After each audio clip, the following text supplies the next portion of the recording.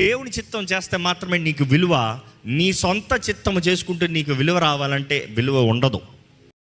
చాలామంది వారితో వారి యథార్థంగా లేరు, ఇతరులతో వారి యథార్థంగా లేరు. ఈరోజు మనసు మారతం అనేది మనలో మనకు బుద్ధి రావాలంట, మనలో మనం గ్రహించుకోవాలంట. కానీ మనసు మారిన తర్వాత ఇతరులతో కూడా మనం సరిగా ఉండాలి.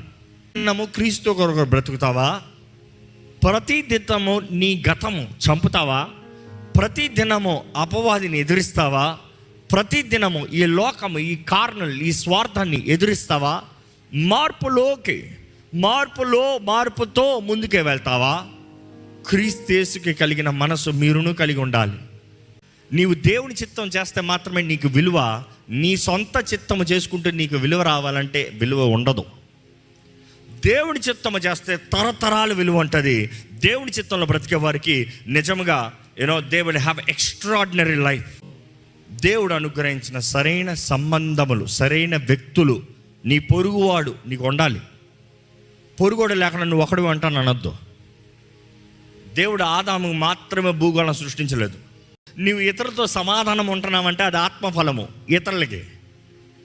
ఇంకా దీర్ఘశాంతం. ఎవరు దీర్ఘశాంతం? నీతో నీకు ఏముంది? ఇతరులతో నువ్వు ఓర్చుకోవాలి కదా. ఇతరుల మాట అంటేనే కదా నువ్వు మౌనంగా ఉండాలి.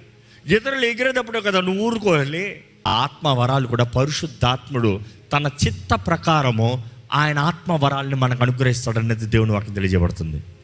Which means he gives you the tools, he gives you the resources, he creates opportunities. మీ జీవితంలో కావాల్సిన మేలుని, మంచిని ఆయన జరిగిస్తాడు, ఆయన అనుగ్రహిస్తాడు.